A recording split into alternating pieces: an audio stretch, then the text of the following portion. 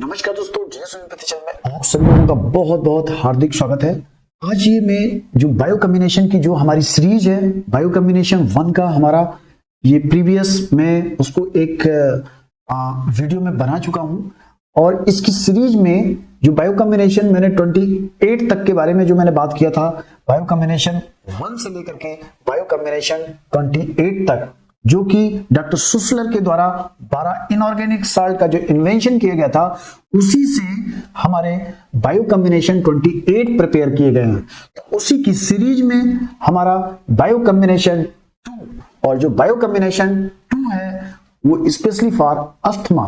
Asthma का मतलब पहले समझिए, यानी कि सांस कष्ट, सांस में तकलीफ होना, सांस ठीक से ना ले पाना, और इसी को हम, जिसको हम अस्थमा का भी हम दूसरा रूप जो हम बोलते हैं। ठीक है, तो दोस्तों आगे हम डिस्कशन करेंगे 1 बाय 1, स्टेप बाय स्टेप कि पहले अस्थमा क्या होता है, उसमें कीनोट सिम्टम्स क्या होते हैं, इसमें कौन कौन इनऑर्गेनिक साल्ट मिले हुए हैं या बायोकेमिक, इसमें कौन कौन से साल्ट मिले हुए हैं इस बायो कम्बिनेशन 2 में।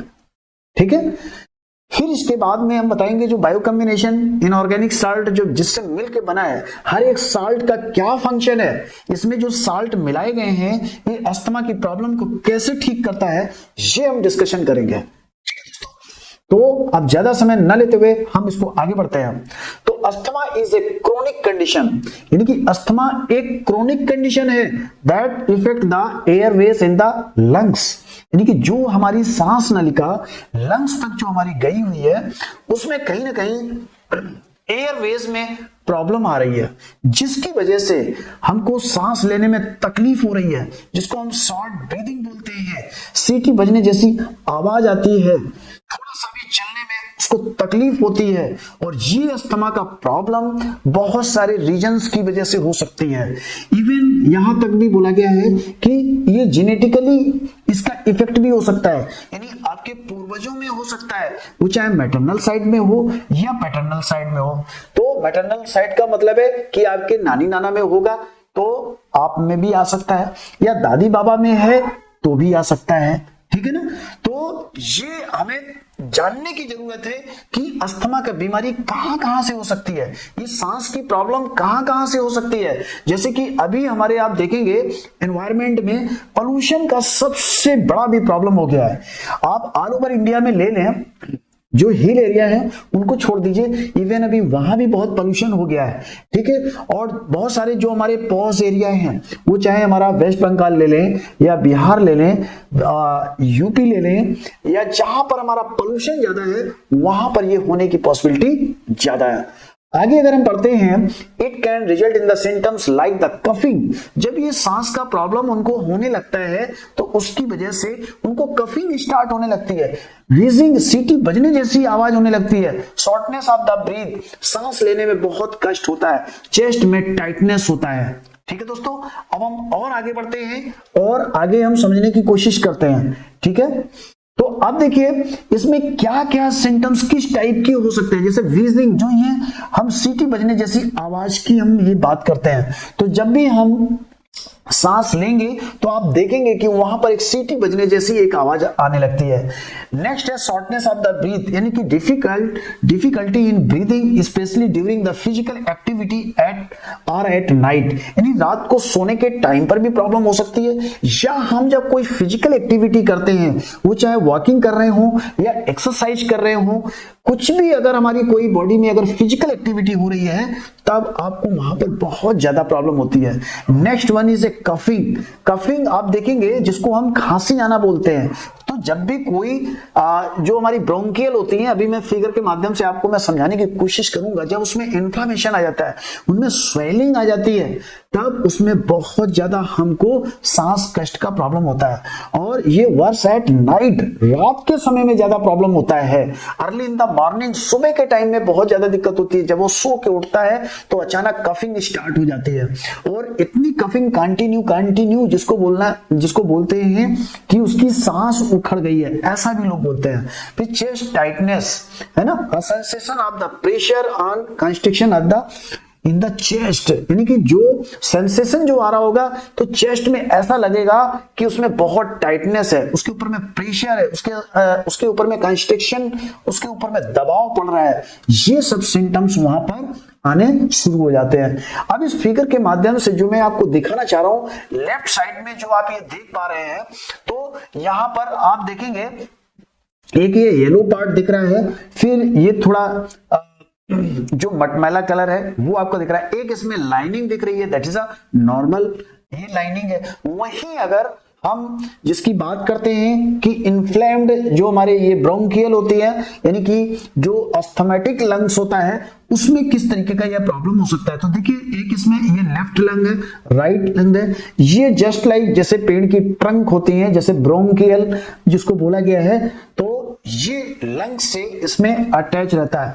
और इनमें अगर कोई इन्फ्लामेशन आ जाता है, इन्फ्लामेशन में क्या हो सकता है, स्वेलिंग हो सकता है, टेम्परेचर हो सकता है, पेन हो सकता है। तो यहां पर आपका जो इन्फ्लामेशन होगा, कभी कभी एक्सेस यहां पर म्यूकस आ जाता है, उस म्यूकस को निकालने के लिए हमको कफिंग स्टार्ट होने लगती है। ठीक है, अब ये जो लाइनिंग देख रहे थे, इधर आप ये नॉर्मल लाइनिंग है और इधर जो है स्वेलन लाइनिंग है, यानी कि उसमें इन्फ्लामेशन है और अंदर में म्यूकस भी देखिए, यहां पर कलेक्शन ऑफ म्यूकस का भी इसमें कलेक्शन है। तो ये जो एयरवेज है, this one a clear Airways, और इसमें देखिए इसमें कंजेशन आ रहा है। ठीक है, इसमें मसल्स टाइटनेस देखिए है, ये नॉर्मल है। तो इसका मतलब है this one lungs is asthmatic lung और this one is a normal lungs.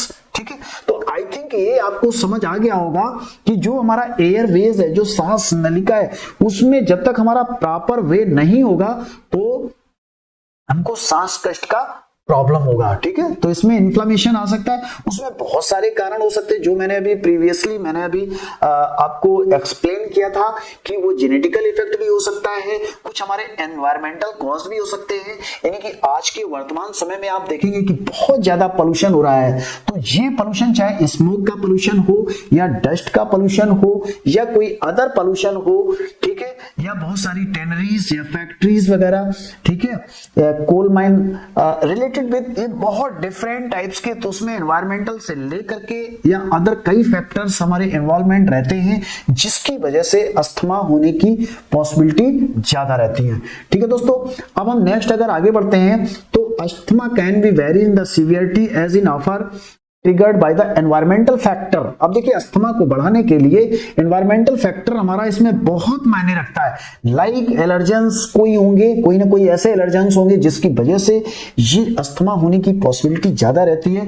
तो पहला है that is a pollen, pet tender, यानी कि जो हमारे पेट एनिमल्स वगैरह होते हैं, उनके जो हेयर्स रहते हैं, उनकी वजह से भी हो सकता है, पोलन की वजह से भी हो सकता है, एक्सरसाइज की वजह से भी हो सकता है, एनवायरनमेंट अगर हमारे कोल्ड एयर, मान लेते हैं कि बहुत सारे जो हमारे हिल एरिया होते हैं तो वहां पर भी प्रॉब्लम हो सकता है, या ऑल ऑफ सडन या चेंज ऑफ वेदर होने की वजह से ये पॉसिबिलिटी होने की चांसेस रहते हैं। तो नेक्स्ट है रिस्पायरेटरी सिस्टम में आप देखेंगे कि यहां पर भी उसको बहुत ज्यादा तकलीफ होता है, यानी कि जहां पर हमारे सांस का पूरा प्रोसेस होता है, जो हमारा श्वसन तंत्र होता है, उसमें इंफेक्शन हो सकता है, इवन स्ट्रेस होने की वजह से भी हो सकता है। ठीक है, अब हम बात अगर करते हैं तो there are two main types of the asthma. Asthma हमारा ये दो टाइप का होता है, एक है हमारा एलर्जिक अस्थमा और दूसरा है नॉन एलर्जिक अस्थमा। तो allergic asthma trigger by the allergens की वजह से हो सकता है, जो मैंने अभी बताया, पोलन या पेट टेंडर, जो हमारे पालतू जानवर लाइक दैट कैट हो गया, आपका डॉग हो गया, ठीक है, रैबिट हो गया, लाइक दैट समथिंग, किसी कोई फिजिकल एक्टिविटी की वजह से, कोल्ड एयर की वजह से या रिस्पिरेटरी इन्फेक्शन की वजह से। तो दिस वन ये हमारे एलर्जिक अस्थमा है, जो कि किसी एलर्जेंस की वजह से अस्थमा हो सकता है। नेक्स्ट जो मैं बता रहा था, नॉन एलर्जिक अस्थमा, ये trigger by the other factor like exercise, जो अभी मैं डिस्कशन कर रहा था। वेदर चेंजेस, आप देखेंगे कि जब भी कभी वेदर चेंज होता है, यानी कि गर्म से ठंडा, ठंडा से गर्म, या रेनी सीजन, उस टाइम पर देखेंगे कि जो हमारा रेस्पिरेटरी ट्रैक्ट के ऊपर में ये इंफेक्शन होने की पॉसिबिलिटी ज्यादा रहती है। इवन आज के समय में इतना ज्यादा पोल्यूशन भी हो गया है कि उसकी वजह से भी ये अस्थमा होने की ये पॉसिबिलिटी मैक्सिमम रहती है। नेक्स्ट अगर हम ये पढ़ते हैं कि ये जो बायो कॉम्बिनेशन 2 जो बनाया गया है, इसमें हमारे 12 इनऑर्गेनिक साल्ट हैं, उन्हीं में से साल्ट को मिक्स करके कोई ना कोई हमारा बायो कॉम्बिनेशन को प्रिपेयर किया गया।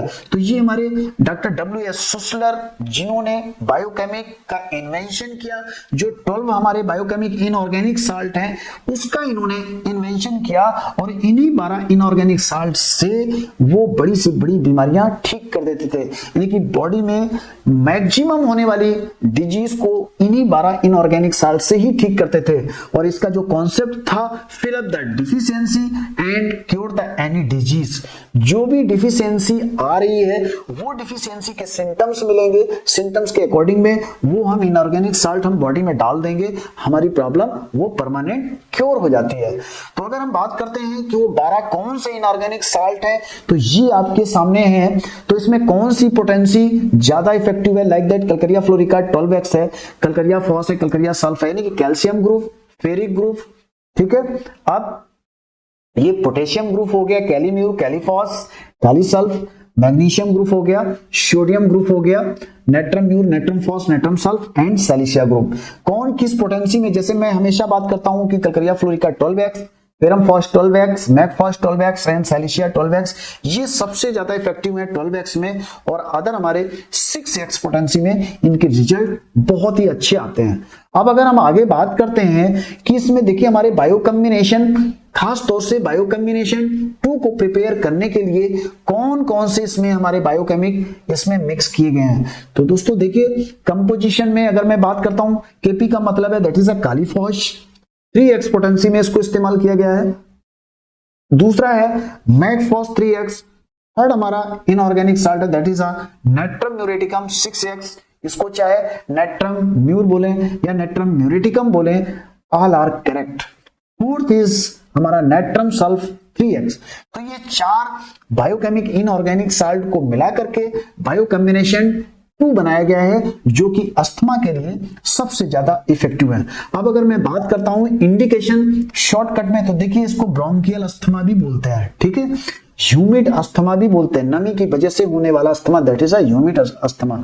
ब्रोंकियल अस्थमा, ये जो मैंने लंग्स में आपको दिखा रहा था कि ये अस्थमा किस तरीके से लंग्स के अंदर में, ये जो ब्रोंकियल जो दिखाई दे रहा है, जहां पर लंग्स में प्रॉपर ऑक्सीजन आती है और वही लंग्स की जो ऑक्सीजन आ रही है वो पूरे होल बॉडी में सप्लाई करता है, ठीक है। तो ये डिस्पनिया भी है, शॉर्ट ब्रीथ, यानी कि सांस लेने में बहुत तकलीफ होता है, ऑन गोइंग अप स्टेयर्स, सीढ़ी चढ़ने के टाइम पर बहुत जल्दी थकान हो जाती है, सांस कष्ट होता है, ड्राई टिकलिंग कफ, उसको जो है सूखी खांसी बहुत ज्यादा होती है, और वो कंटिन्यू खांसी होती रहती है, स्पेस्मोडिक कफ, ऐंठन वाला जो खांसी होती है, वूपिंग कफ, कंटिन्यू खांसी होती रहती है, गैस्पिंग, इररेगुलर पल्स भी इसके अंदर में ये रह सकते हैं। तो दोस्तों ये तो मैंने आपको बताया कि कंपोजिशन क्या क्या है, इसकी इंडिकेशंस क्या है, ये अस्थमा अगर हम कैसे आइडेंटिफाई करेंगे कि ये अस्थमा के सिम्टम्स हैं,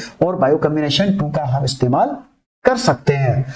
नेक्स्ट हम आगे अगर बढ़ते हैं, दैट इज इसमें कीनोट्स और क्या क्या सिम्टम्स मिल सकते हैं, ये थोड़ा सा एलाबोरेट करने की कोशिश करूंगा। कफ, वो ड्राई कफ भी हो सकता है, वेट कफ भी हो सकता है, वूपिंग कफ भी हो सकता है, यानी कि किसी भी तरीके की उसमें कफिंग हो सकती है ड्यूरिंग अस्थमेटिक कंडीशन में। Often with the mucus protection, आप देखेंगे कि उसमें थोड़ा म्यूकस भी आता है, जिसको हम बलगम भी बोलते हैं, ठीक है। सूख और ड्राई भी हो सकता है, सूखा कफ भी हो सकता है, सोर थ्रोट, गले में दर्द हो सकता है, इन्फ्लामेशन होगा, डिस्कंफर्ट इन द थ्रोट, गले में डिस्कंफर्ट फील हो सकता है। इन्फ्लामेशन का मतलब है वहां पर पेन हो सकता है गले में, ठीक है, दर्द हो सकता है, स्वेलिंग हो सकती है, टेम्परेचर हो सकता है, और उसको अनईजी थोड़ा फील भी होगा। Third one is keynote symptom that is a fever and chills, यानी कि माइल्ड फीवर, यानी कि हल्का उसको फीवर हो सकता है। Next one accompanied by cold sensation, और उसको ठंडा ज्यादा महसूस हो सकता है, यानी कि जब भी फीवर के टाइम में आएगा तो उसको सर्दी लग रही होती है, ये भी इस कंडीशन में हो सकता है अस्थमेटिक पेशेंट में। नेक्स्ट है फटीग एंड जनरल वीकनेस भी हो सकती है एंड टायर्डनेस भी हो सकता है, यानी कि थकान बहुत ज्यादा हो सकती है। Remember to consult with the qualified and the health care. तो जब भी कभी हम ये मेडिसिन लेंगे तो प्लीज अपने नियरेस्ट किसी क्वालिफाइड प्रैक्टिशनर या डॉक्टर से जरूर हमें एडवाइस लेनी चाहिए। अब हम नेक्स्ट अगर हम आगे बात करते हैं कि इसमें बायो कॉम्बिनेशन हमारे कौन कौन से मिले हैं जो कि ये अस्थमा की प्रॉब्लम को, अस्थमेटिक कंडीशन को, दमा के रोग को 100% इसको ठीक कर सकता है। तो पहला जो हमारा इनऑर्गेनिक साल्ट है that is a Kali phos, potency हमारी रहेगी 3x, और ये मोस्टली कब दिया जाता है कालीफॉस को, इसमें क्यों मिलाया गया है, क्योंकि जब भी अस्थमेटिक कंडीशन आती तो उसके अंदर में नर्वसनेस आ जाती है, कफिंग कंटिन्यू होती रहती है, उसका इम्यून सिस्टम उसका बहुत ज्यादा वीक होने लगता है, प्रॉपर उसको नींद नहीं आती है और कंटिन्यू कफिंग होती रहती है, विजल की यानी सीटी जैसी आवाज उसके अंदर में आती रहती है। नेक्स्ट अगर मैं बात करता हूं मैगफॉस यानी कि magnesia phosphorica 3x, often used to treat the smash and cramp. देखिए इसमें जो भी ऐंठन वाला, जब भी ऐंठन होगी उस टाइम पर आप देखेंगे कि वहां पर कफिंग हो रही होगी, ठीक है, including those in the chest and the respiratory muscles. Chest और रेस्पिरेटरी यानी कि श्वसन तंत्र जो भी आपका है वहां पर मसल्स में उसको बहुत ज्यादा पेन हो रहा होता है। कैसा? क्रैम्पिंग टाइप का पेन, ऐंठन वाला दर्द हो रहा होगा। It can be beneficial in case where in the breathing laboured are painful, यानी कि जब भी वो सांस ले रहा होगा उस सांस लेने के टाइम पर उसको बहुत ज्यादा पेन हो रहा होगा, तो उस कंडीशन के लिए ये मैगफॉस को इसमें मैगफॉस इनऑर्गेनिक साल्ट को इसमें मिक्स किया गया है। थर्ड अगर हम बायोकेमिक की बात करते हैं दैट इज अ नेट्राम्यूर 6x। ये वाटर को बॉडी में बैलेंस करता है, अगर ड्राई कफ होता है वहां भी बहुत अच्छा इसका रिजल्ट आता है, वेट कफ होता है वहां भी काम में आता है, ठीक है। तो इसका मतलब क्या हुआ? Commonly used for the fluid regulation and the emotional balance. इसका मतलब हुआ कि जो बॉडी के अंदर में फ्लूइड है, कहीं पर ड्राइनेस नहीं आने देता है, उसको पूरी बॉडी में बैलेंस रखता है, उस कंडीशन के लिए ये मेडिसिन बहुत ही इफेक्टिव है। और इसमें डॉक्टर कैरी की बुक में भी लिखा हुआ है कि ड्राई कफ के लिए ये बहुत ही रामबाण मेडिसिन है। तो जब भी कफिंग होगी तो उसका सांस कष्ट का प्रॉब्लम वहां पर बढ़ेगा, तो उस कंडीशन के लिए हमारी नेट्राम्यूर बहुत ही बेस्ट मेडिसिन है। नेक्स्ट अगर हम ये बात करते हैं फोर्थ एंड लास्ट हम बायोकेमिक की बात करते हैं that is a natrum sulph, ठीक है। तो commonly used in case of the lungs condition specially where there is a tendency to congestion and difficult in the breathing. जब कंजेशन हो रहा हो, पैसेज बहुत नैरो हो रहा हो, सांस में प्रॉब्लम हो रही हो, डिफिकल्टी इन ब्रीदिंग, उस कंडीशन के लिए ये हमारी नेट्रम सल्फ बहुत ही इफेक्टिव मेडिसिन है। It helps in the clearing mucus, और जो म्यूकस जो ब्रोंकियल में जो वहां पर उसका म्यूकस का जो कलेक्शन है वो इजिली वहां से पैसेज को क्लियर करता है, उस कफ को बाहर निकालता है, जो म्यूकस जो जमा है उसको बाहर निकालता है, और जो उसके अंदर में इन्फ्लामेशन जो रहता है उसको भी वो नॉर्मल कर देता है। तो दोस्तों ये मैंने आपको बताया कि अस्थमा क्या होता है, इसके क्या इंडिकेशंस हैं, क्या क्या इसके सिम्टम्स हैं, कौन कौन से हमने इसमें बायोकेमिक इनऑर्गेनिक साल्ट को मिक्स करके bio combination 2 specially for asthma के लिए जो प्रिपेयर किया गया है। अब मैं अगर मैं बात करता हूं कि मैं कुछ इसमें जो होम्योपैथिक मेडिसिन है वो भी काफी अच्छा सपोर्ट करती हैं। तो one is mother tincture that is a Blatta Orientalis, बहुत अच्छा काम करती है। ग्राइंडेलिया मदर टिंचर बहुत अच्छा काम करती है। Pothos specially for dust allergy and smoke allergy के लिए बहुत ही इफेक्टिव मेडिसिन है। इवन आर्सेनिक आयोड भी बहुत ही इफेक्टिव मेडिसिन है। आर्सेनिक एल्बम भी बहुत ही इफेक्टिव मेडिसिन है। अरेलिया रेसिमोसा भी बहुत इफेक्टिव मेडिसिन है। अरेलिया मोसी को मोस्टली हम 30 पोटेंसी में यूज करते हैं। ग्राइंडेलिया, पोथोस एंड ब्लाटा ओरिएंटलिस को हम मदर टिंचर में हम इस्तेमाल करते हैं, ठीक है। तो अगर मदर टिंचर लेना है तो 10 बूंद से लेकर के 15 बूंद तक हम दिन में 2 से 3 बार तक दे सकते हैं। ल्यूक वार्म वाटर यानी कि हल्के गर्म पानी में देंगे तो और भी उसके अच्छे रिजल्ट आएंगे, ठीक है दोस्तों। अरेलिया में रेसिमोसा को 30 पोटेंसी में इस्तेमाल करिए। बड़े लोग हैं तो 4 बूंद 1/4 कप पानी में दिन में 3 बार, और अगर छोटे बच्चे हैं तो दिन में 2 बार तक हम उसको दे सकते हैं। और वीकली हमें सल्फर 200 के कुछ डोजेस, 3-4 डोजेस दे देने चाहिए, देखेंगे बहुत अच्छे रिजल्ट आएंगे।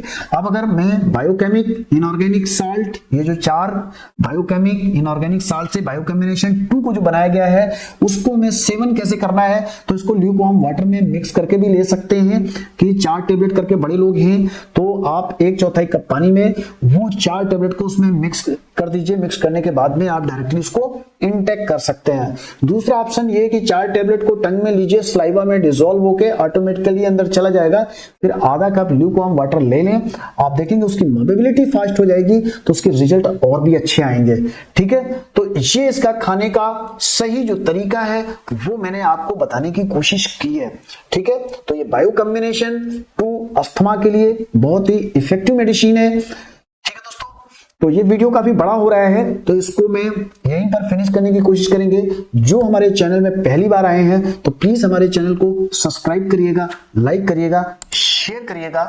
ठीक है दोस्तों, और अगर हमारे चैनल किसी को भी, अगर आपके जानने वाले में या आपके रिलेटिव हो, आपके फैमिली मेंबर्स हो या अदर लोग हो, अगर अस्थमा से पीड़ित अगर वो हैं तो ये वीडियो प्लीज उनको भी शेयर करिएगा। आप देखेंगे किसी का इसमें फायदा हो सकता है। ठीक है दोस्तों, तो ये मैंने कुछ सपोर्टिंग में होम्योपैथिक मेडिसिन भी मैंने बताई है, इवन बायोकेमिक के बारे में भी मैंने आपको बताया है। और ये हमारा वीडियो कैसा आपको लगा, आपको पसंद अगर आया हो तो प्लीज हमारे चैनल को सब्सक्राइब करिएगा, शेयर करिएगा, लाइक करिएगा। इसी तरीके से हम ये सीरीज को कंटिन्यू रखेंगे। हम बायो कॉम्बिनेशन अब 3 की तरफ फिर हम बाद में जाएंगे, ये 2 आप देखिएगा अच्छे से। और इसके पहले मैंने बायो कॉम्बिनेशन 1 का भी मैंने इसी तरीके से वीडियो को एलाबरेट करके मैंने बनाया है, उसको भी देखेंगे, समझेंगे, आपका इसमें बहुत ही अच्छा फायदा होगा। जो प्रैक्टिशनर है उनका भी बेनिफिट होगा, जो होम्योपैथिक लवर हैं उनका भी इसमें बहुत ही बेनिफिट होगा। ठीक है दोस्तों, तो इस वीडियो को मैं यहीं पर फिनिश करूंगा। Thank you so much. जय हिंद, जय भारत।